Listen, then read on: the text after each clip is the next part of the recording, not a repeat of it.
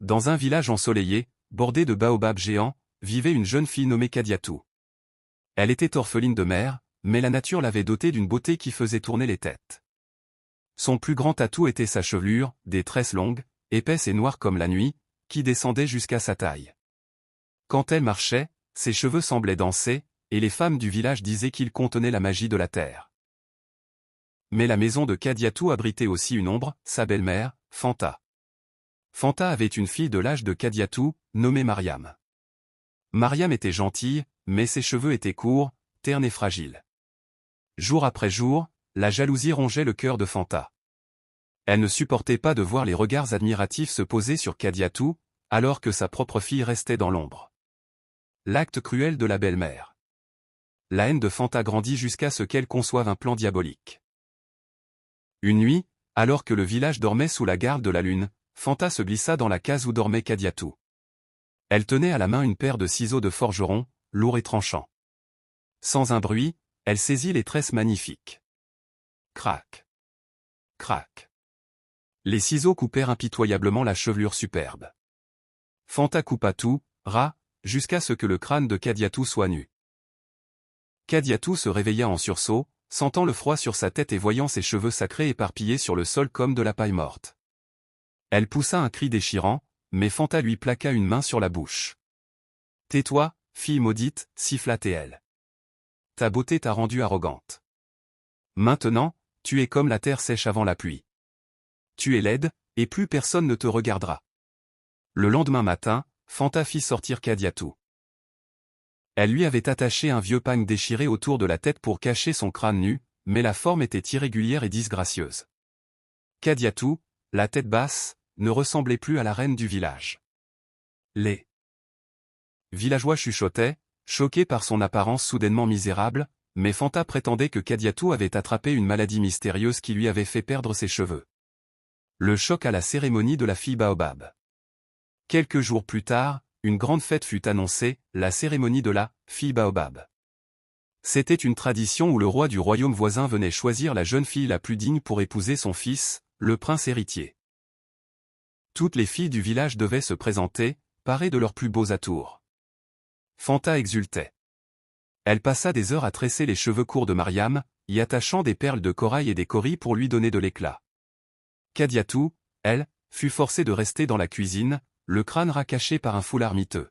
« Tu ne sortiras pas, ordonna Fanta. Tu ferais honte à notre famille.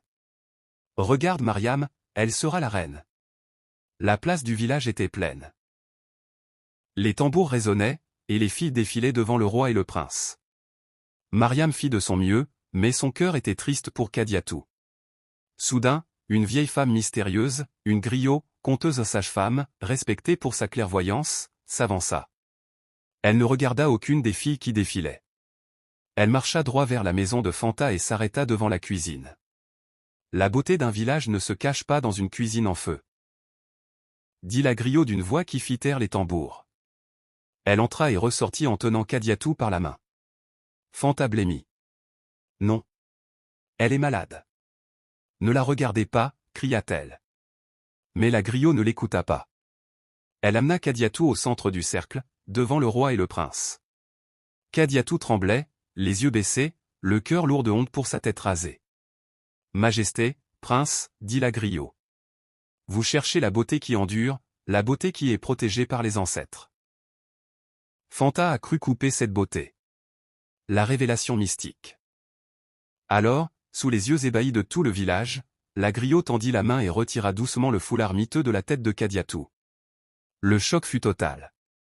Un silence de mort s'abattit sur la place. Le crâne de Kadiatou n'était pas rasé. Il était couvert d'une chevelure nouvelle, 1000 fois plus magnifique que la première.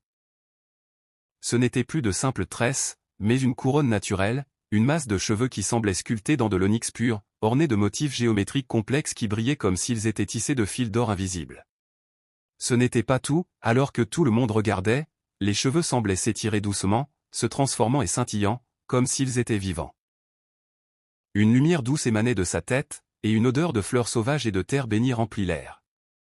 La griot sourit. Les mains de la jalousie peuvent couper les branches, mais elles ne peuvent pas atteindre les racines. Les ancêtres ont vu l'injustice et ont donné à Kadiatou la chevelure de la justice, une beauté que nul ciseau ne peut détruire. Le choc laissa place à une exclamation de stupeur et de joie. Le prince, fasciné par la beauté lumineuse et spirituelle de Kadiatou, s'avança et s'inclina devant elle. Fanta, terrifié et démasqué, essaya de s'enfuir, mais les villageois l'arrêtèrent. Sa punition fut de raser ses propres cheveux tous les jours pendant 1 an, et de balayer la place du village, pour que tout le monde se souvienne que la jalousie est un poison qui se retourne contre celui qui le verse. Kadiatou épousa le prince, et son histoire, l'histoire de la chevelure coupée qui redevint magique, devint une légende racontée par tous les griots pour rappeler que la vraie beauté vient de l'intérieur, et que la justice divine finit toujours par triompher.